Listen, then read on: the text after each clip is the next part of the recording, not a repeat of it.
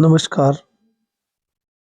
हम पढ़ रहे हैं मॉडल पेपर 6 हिंदी साहित्य का मॉडल पेपर 6। तो हम करते हैं शुरुआत पहले प्रश्न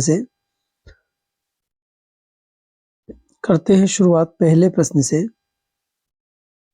पहला प्रश्न है, शेर लघु कथा के माध्यम से लेखक ने किसके ढोंग पर प्रहार किया है? तो ए में है सुविधा भोगियों के, बी में है छद्म क्रांतिकारियों के, सी में है अहिंसावादियों के, डी में है उपर्युक्त सभी। तो यह सही आंसर होगा उपर्युक्त सभी। ये क्लास मैंने दोबारा शूट की है। कारण यह है कि कुछ प्रश्न ऐसे हैं जिन्हें मैं आपको अच्छे से समझा सकूं, और कभी कभी क्या होता है कि हम आंखें बंद करके कुछ प्रश्नों को जो है गलत कर देते हैं, प्रश्न की लैंग्वेज समझते नहीं है। तो उसी कारण से मैं इस कक्षा को दोबारा शूट करके समझाना चाह रहा हूं। आप लोग अच्छे से ध्यान देकर समझिएगा। प्रश्न नंबर 2,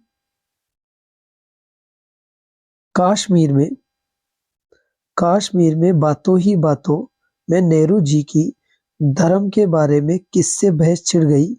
धर्म के बारे में किससे बहस छिड़ गई? ए में है शेख अब्दुल्ला से, बी में है फारूक खान से, सी में है रामेश्वरी नेहरू से, डी में है लेखक से। तो यहाँ सही आंसर आएगा सी, रामेश्वरी नेहरू से।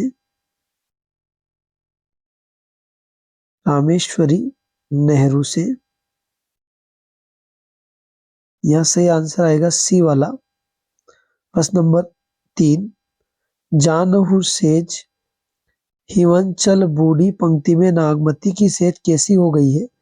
जैसे हिमालय में बिछाई गई हो, वीरे समुद्र में डूब गई हो, वीरे अग्नि में जल गई हो, मानो बर्फ से ढक गई हो। तो यहाँ से आंसर आएगा डी वाला, मानो बर्फ से ढक गई हो।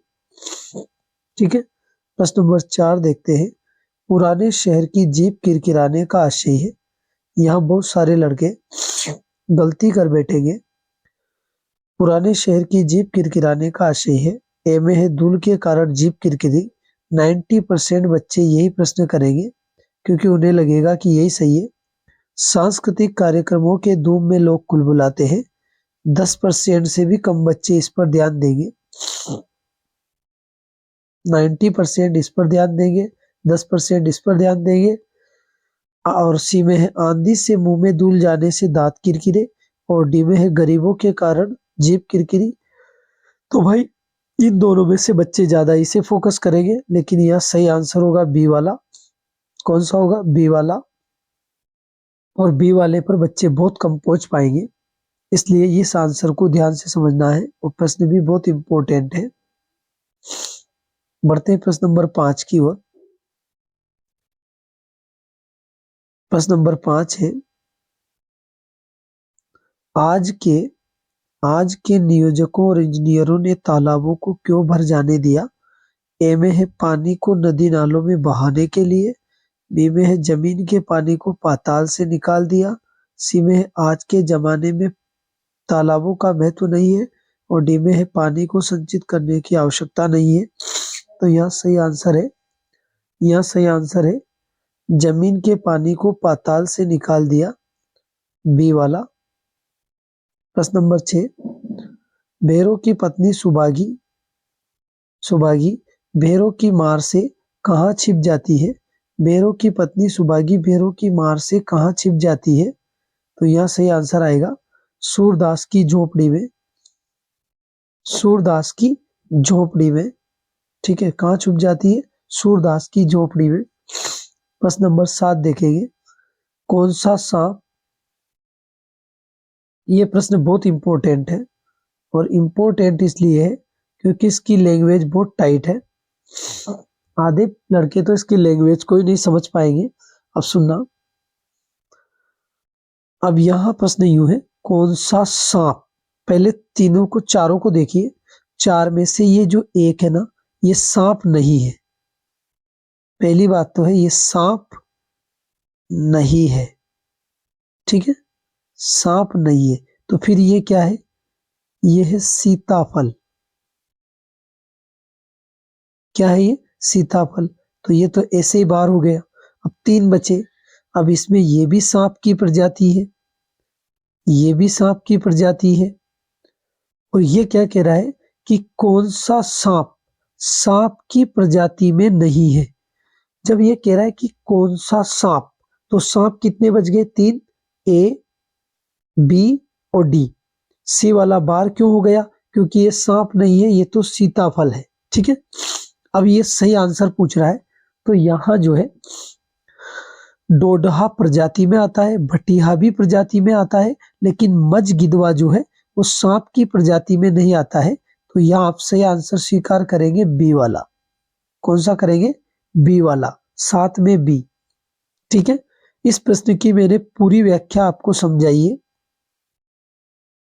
और ये इतना इंपॉर्टेंट प्रश्न है, परीक्षा की दृष्टि से बहुत ही खतरनाक प्रश्न है। बढ़ते हैं प्रश्न नंबर 8 की ओर। आज की सभ्यता इन नदियों को क्या बना रही है? तो आज की सभ्यता इन नदियों को गंदे नाले बना रही है, गंदे पानी के नाले। आज की सभ्यता इन नदियों को गंदे पानी के क्या बना रही है? नाले बना रही है। प्रश्न नंबर 9 देखेंगे। नाटक में कितने अंक होने चाहिए? भाई साहब, नाटक में ये प्रश्न थोड़ी जल्दबाजी के कारण थोड़ा सा गलत हो गया था, और उसी गलती को सुधारने के लिए मैं ये नहीं चाहता कि मेरे बच्चे जो है गलती करें, मेरे बच्चे आगे जाकर गलती करें और प्रश्न को न समझकर डायरेक्ट मन में आ जो आंसर दे दे। तो यह सही आंसर आता है 3। नाटक में कितने अंक होते हैं? तो नाटक में 3 अंक होते हैं। मैं आपको पूरा समझाता हूँ। इस प्रश्न में थोड़ी सी हड़बड़ाहट हो गई थी, और जल्दबाजी में मैंने आपको 2 बता दिया था, लेकिन यहाँ जो है सही आंसर स्वीकार करना है 3, क्योंकि थोड़ी जल्दबाजी जो होती है वो इंसान को मार डालती है। तो जल्दबाजी ना करके सोच समझकर आपको आंसर देना है। कितना आंसर देना है? ए वाला। नाटक में कितने अंक होने चाहिए? 3 अंक। तो ए वाला सही होगा। प्रश्न नंबर 10 देखेंगे। मैं ये नहीं चाहता कि मेरी वजह से बच्चों का नुकसान हो, इसलिए मैं बच्चों को दोबारा जो है हर चीज समझाने का प्रयास करता हूँ, और उनके गलत नहीं होना चाहिए। क्या पता यही प्रश्न पेपर में आ जाए तो फिर। प्रश्न नंबर 10 देखिएगा। समाचार माध्यमों में काम करने वाले पत्रकार अपने पाठकों तथा श्रोताओं तक सूचनाएं पहुंचाने के लिए लेखन के विभिन्न रूपों का इस्तेमाल करते हैं, वह क्या कहलाता है?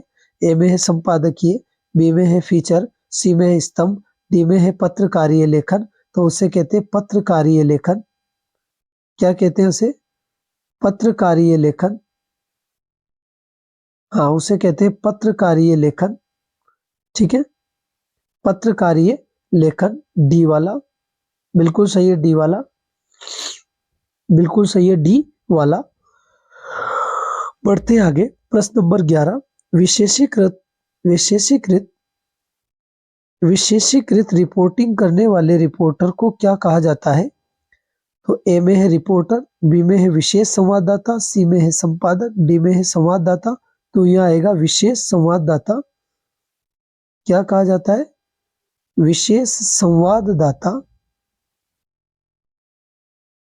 क्या कहा जाता है? विशेष संवाददाता कहा जाता है। बढ़ते हैं प्रश्न नंबर 12 को। इंट्रो में कितने इंट्रो में कितने ककारों को आधार बनाकर खबर लिखी जानी चाहिए? अब देखिए, ककारों की संख्या 6 होती है। कितनी होती है? 6। लेकिन इंट्रो में 3 या 4 ककार आते हैं। कितने ककार आते हैं? 3 या 4। ककारों की संख्या तो 6 होती है, मगर इंट्रो में कितने आते हैं? 3 या 4 आते हैं। प्रश्न नंबर अगला है। रिक्त स्थानों की पूर्ति करनी है और उचित उत्तर देना है। तो देखते हैं। पहला प्रश्न है, माधुर्य गुण में वर्णों की अधिकता होती है। कौन से वर्णों की? अनुनासिक वर्णों की। कौन से वर्णों की? अनुनासिक वर्णों की अधिकता होती है। बहुत इंपॉर्टेंट प्रश्न है। माधुर्य गुण में अनुनासिक वर्णों की क्या होती है? अधिकता। जैसे मैं कहूं तंवर, भंवर, कंवर। ठीक है, चले आगे। ऐसे शब्दों की क्या होती है? अधिकता, मतलब अनुनासिक से युक्त वर्णों की। प्रश्न नंबर 2, प्रश्न नंबर 2 है, जहां वाक्य रचना में किसी शब्द की कमी रह जाती है, शब्द की क्या रह जाती है? कमी। तो वहां होता है, वहां होता है, तो वहां होता है न्यून पद दोष। न्यून पद, वहां को क्या होता है? वहां होता है न्यून पद दोष। ठीक है, न्यून पद दोष होता है। बढ़ते प्रश्न नंबर 3 की ओर। प्रश्न नंबर 3 है, अनुस्वार युक्त वर्ण माना जाता है। तो अनुस्वार से युक्त वर्ण, जैसे मैं कहूं हंस, मैं कहूं कंस, कंस, मैं कहूं दंश। अब ये जो है अनुस्वार से युक्त वर्ण है, तो अनुस्वार से युक्त जो वर्ण होता है उसे क्या माना जाता है? उसे गुरु माना जाता है। बहुत ही इंपॉर्टेंट प्रश्न है। उसे क्या माना जाता है? गुरु माना जाता है। प्रश्न नंबर 4, प्रश्न नंबर 4 है, छंद के प्रत्येक चरण में क्रमशः नगण, भगण, भगण, रगण होते हैं, तो उसे कहते हैं द्रुत विलंबित छंद। द्रुत विलंबित छंद क्यों कहते हैं द्रुत विलंबित? सुनिएगा, क्योंकि इसका सूत्र है द्रुत विलंबित नभो भरो, द्रुत विलंबित नभो भरो। देखिएगा कैसे, क्योंकि द्रुत विलंबित छंद में नगण, भगण, भगण और रगण आते हैं। ठीक है, बहुत ही शानदार प्रश्न है। बढ़ते हैं प्रश्न नंबर 5 की ओर। काव्य में शब्द और अर्थ का वैचित्र्य है। काव्य में शब्द और अर्थ का वैचित्र्य है, तो वो वैचित्र्य क्या है? अलंकार है। क्या है? अलंकार है। काव्य में शब्द और अर्थ का जो वैचित्र्य होता है वो क्या कहलाता है? अलंकार। बढ़ते प्रश्न नंबर 6 की ओर। अमूर्त भावों का मूर्तिकरण करने पर अलंकार होता है, वहां कौन सा अलंकार होता है? मानवीकरण अलंकार। ठीक है, कौन सा होता है? मानवीकरण अलंकार। मतलब प्रकृति के जड़ पदार्थों पर, जड़ पदार्थों पर मानव क्रिया का,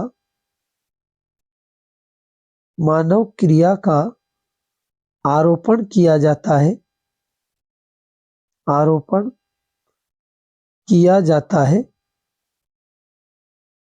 ठीक है, वहां कौन सा अलंकार होता है?